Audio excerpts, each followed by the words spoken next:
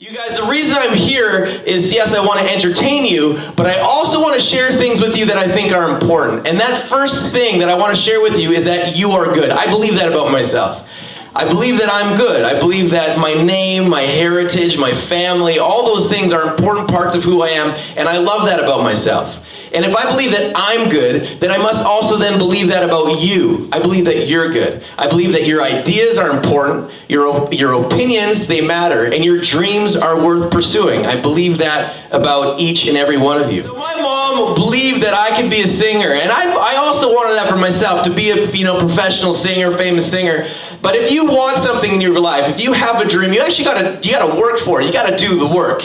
But anyway, I was in the grade 9 choir, and I was what every choir director dreamed of having, a male soprano. That's what I was. I was a late bloomer, but it worked to my benefit because I was awarded the solo line in our spring concert touring series. The jungle, the mighty jungle, the lion sleeps tonight. Ooh. Kids are really cruel, guys. And life is cruel. Because puberty destroyed my dream of being a professional singer. And that was the end of it right there. It just came to an end. Injury ruined my football career. You guys know Connor McDavid, he plays for the Oilers. That guy, his whole life, it's being projected that he's going to be the best. You know, Sidney Crosby, Wayne Gretzky, Mario Lemieux. The guy plays in his 6th game, right? Four goals in 5 games. The 6th game shatters his collarbone, breaks his collarbone. Oh my goodness. It's the worst. Peyton Manning, best quarterback ever in the world. Shut your mouths. I love Peyton. Let me tell you Peyton Manning's story. He's an amazing, sure, Tom Brady, he's the best. 2nd best quarterback ever in the world. Peyton Manning breaks his neck. Has to fuse his neck back together, takes a year off, rehabilitates his neck, comes back and has record-breaking seasons. Still undefeated this season. It's amazing. I share a very similar story. I am as elite of an athlete as all of these other people. My dream was to be a professional football player. Shh. I'm standing on the line, quarterback says, "Hut!" I push off, my Achilles tendon ruptures. I hit the ground, I'm like, oh. The guy who's covering me hears the rupture and is like, awesome. My wife is like, oh. Then I show her my stitches after surgery and she's like, ah. Injury ruins dreams, puberty. Everything that you want to do in your life, there's an obstacle to it. If there's something you're passionate about, or there's something that you believe is the right thing to do, even just getting your work done, showing up, making a new friend, all of those things, there's obstacles to all of those things. Puberty is a bit trivial, but that's the stage you guys are all in right now. It's like, I want to be friends with that person, but I'm afraid my voice will crack when I go and talk to them. It's legit. It's a legitimate concern. I want to be a professional athlete, but what if my head gets crushed? That's a legitimate concern. It could happen. Anything you want to do in your life, there's always an obstacle to it. I used to think, like, my whole life, I've wanted to be an actor and to pursue comedy. I've wanted to do that all my life, but I've always wrestled with it. I've always thought, oh, it's a selfish thing to do. And then when I had kids, I'm like, there's no way. Like, I was actually touring with an improv group, and the moment I had kids, it's like, I can't be on the road anymore. I gotta be home. I gotta be responsible. I gotta be there for my kids, which is a good thing. It's not a bad thing. I used to think that because I had kids, I had to stop doing what I loved doing. But the truth is, to be a responsible parent, I needed to set an example of what it means to believe in yourself, to actually have an ability and have a passion and to follow it through. You might think that pursuing things is selfish or it's not practical, but sometimes the most practical thing you can do is to put all of your eggs in the basket that says, you know what, I'm an artist, or I want to bake bread, or I want to do math for my whole life. But bigger than any injury or any obstacle that you can think of is fear. Fear over everything else is what's going to stop you from doing what's right, or from pursuing your dream, or for sharing your opinion, or sharing your ideas. Fear, insecurity, shame, Those are the things that stop us from doing what we believe we should do. That's what it is, and that's a really hard thing. I was in traffic yesterday with my wife and my kids, and we had the music pumped, and we're dancing around and having a great old time. And then the car pulled up beside us, and they saw us ripping it up, and they were laughing. And I don't know if you ever happened that someone catches you singing or dancing, and what's your immediate response? Or you're just happily picking your nose, and someone sees you, you're like, pick your nose, guys. Just get it out. Dance. That was supposed to be a dancing, singing reference.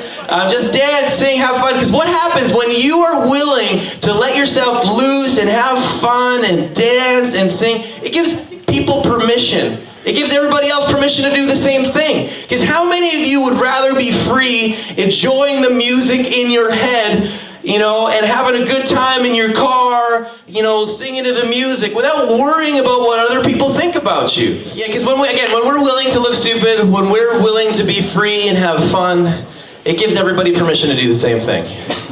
I call it the power of looking stupid. That's right. It's a fantastic thing. But I was in band class. There was a guy, the tenor saxophone player that sat behind me. He would kick my chair every day. Please don't do that.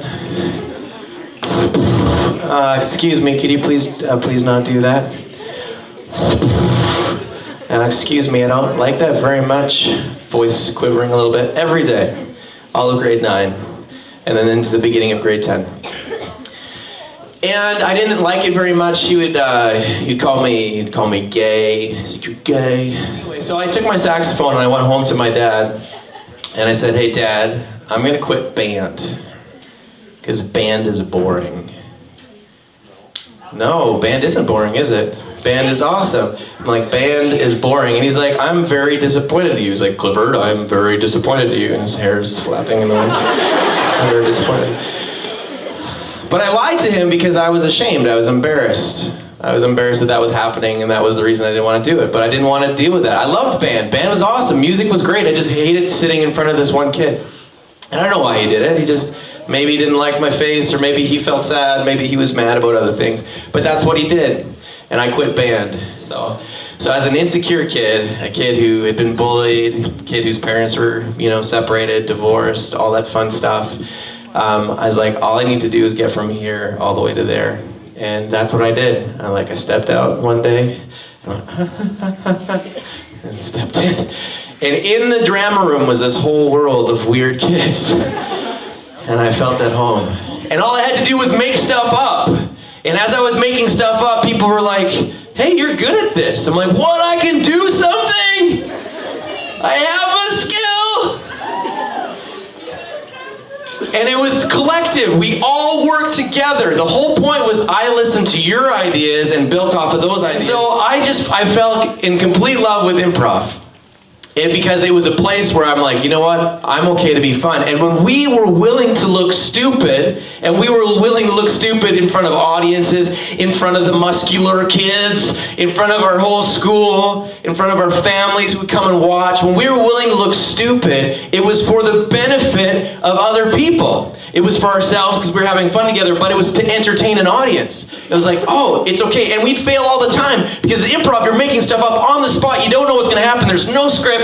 And then it's like, part of the game is failure. Because that's one of the things we're afraid of, right? If I try something, if I share my idea, what if I fail? What if I look stupid? What if I get rejected? Well, that's the whole premise of improv, is we're always just trying new stuff. And we're always failing. But we're failing together, and we're failing for fun. We're failing for the entertainment of an audience. And it was like, yeah. And that's really what life is. It's like everything that we do is to benefit the people around us. Every idea that we share, when we pursue our dream to be mathematicians, when we just pursue our dreams to be bakers, when we just whatever, walk down the hallway singing a song to ourselves, we're making the world around us a better place. That's why we live. That's why you exist. You exist for the betterment of the people around you. And it takes all of us. And this is the thing I was going to say. It takes all of us, takes all of you to make the better me. I wanted to entertain you, but I couldn't have done it without them. I couldn't have done it without your ideas. It takes all of you to make the better me.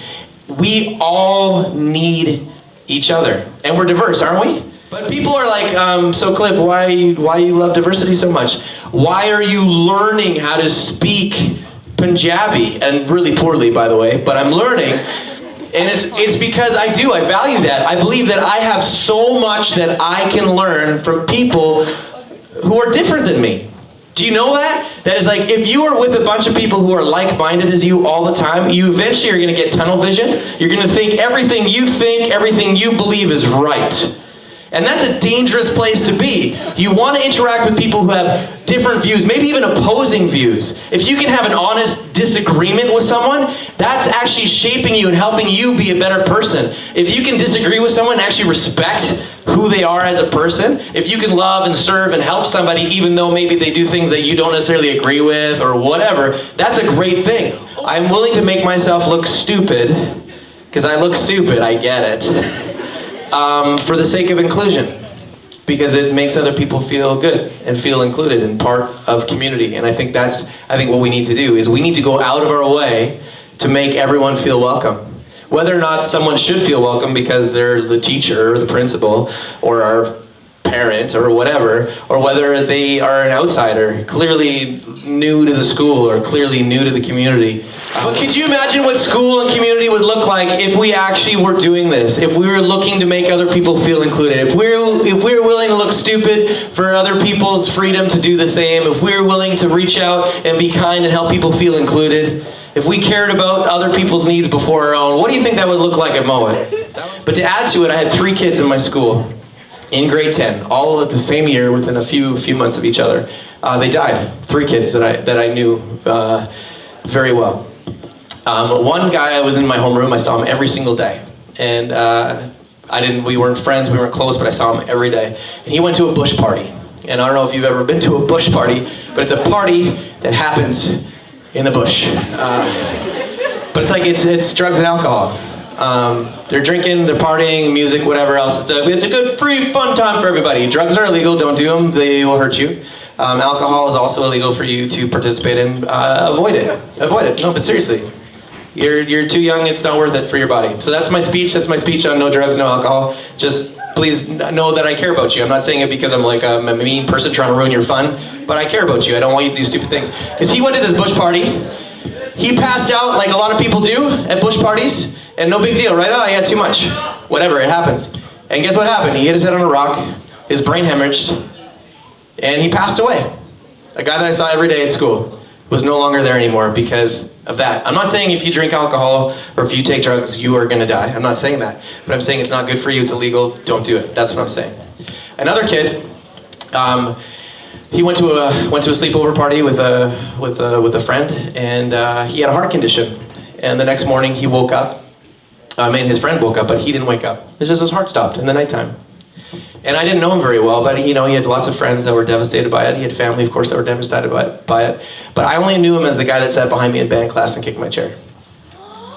And it's like, and here's the thing, when you are a high school student and something like that happens, I felt relief, and that's the wrong thing to feel when someone passes away. That is the wrong feeling to feel when someone passes away, is relief.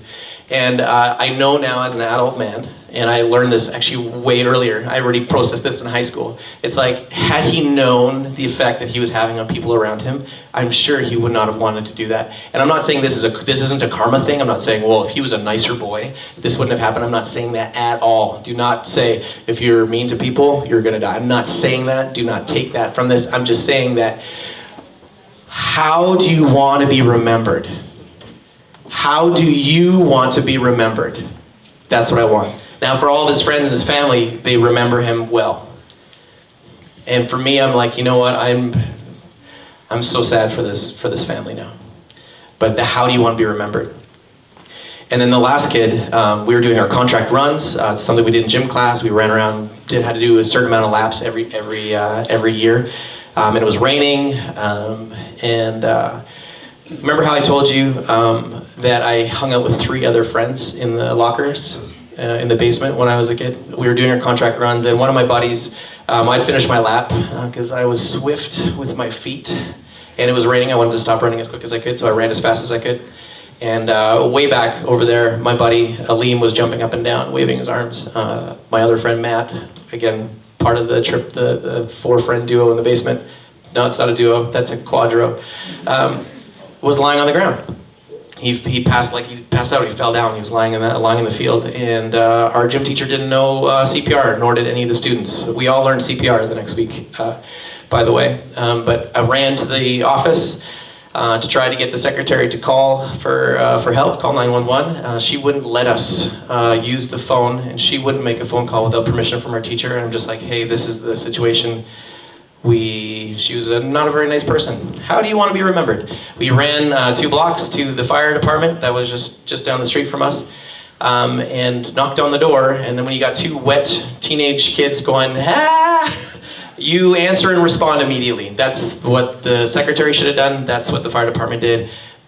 We ran back to the school, and the fire truck followed shortly behind. But by the time that we got back to the field, our friend's face had gone totally blue, and he passed away right there on the field in front of our whole class. Needless to say, I took a few days off of school. It was a pretty traumatic event for me. I still feel it, actually. But when I got back to school, there was a sign-up. They're like, sign up if you want to go to the funeral of Matt McNevin. And I went to the office to sign up. But it was full. The list was full. I was like, how is this possible? Because from what I knew, there was only 3 other friends in this kid's life. There was only 4 of us in that basement every day for lunch. But yet there was over 40 people on that list. And this was a story from grade 8 to grade 9, middle school to high school. All of his friends from grade 8, who were probably decent friends, decided that he was not cool enough anymore in grade 9. And we're like, man, whatever. But then felt super guilty when he was gone, because they had all these wonderful memories from middle school and all that stuff. And I remember going to the funeral with my mom. She drove me there. And I sat at the back, still the scared, timid boy that I was. And I just looked around and said, man, I bet you these kids would have done it differently. If they were given the opportunity, again, to be a better friend, they probably would have done it differently. And that's how I can look at it now. And it's, again, I'm not trying to make you feel guilty. I want you to live. That's the reason why I'm telling you these things. I want you guys to have such an amazing high school experience. And that is only possible if you guys get outside of your own heads, outside of your own self, and start sharing and giving and offering kindness to the people around you. What I'm about to say is going to sound sick, but without the death of those 3 kids, I don't think I would have learned who I wanted to be. I don't think I would have learned the depth of kindness that I wanted to share with the people around me if it wasn't for that. Without my parents getting divorced, I don't think I would have learned the importance of forgiveness and love. Without the bullying, I wouldn't have learned, again, how to be kind to the people around me. There are going to be difficult things that you experience throughout your entire high school career. You're going to have to use those things. Choose how you want to respond. You can't control the circumstances. You can't control how you're raised. You can't control your family situation. You can't control the difficult things that happen in your life, but you can control how you respond to them. If you choose well, and if you choose to support each other and choose to learn from other people, you're going to do really well. It's going to be really good. It has that possibility. You got to take risks, though. You got to risk looking stupid. You got to risk failing. You got to risk being rejected. But if you take those risks, the payoff is way huger. I'm a 39-year-old man that's now finally pursuing what I love to do because I've finally gotten brave enough and believed enough in myself to push on. So, no regrets. You are good. You is good. They need you. Each individual, your whole community needs you. Your school needs you. Have a great day.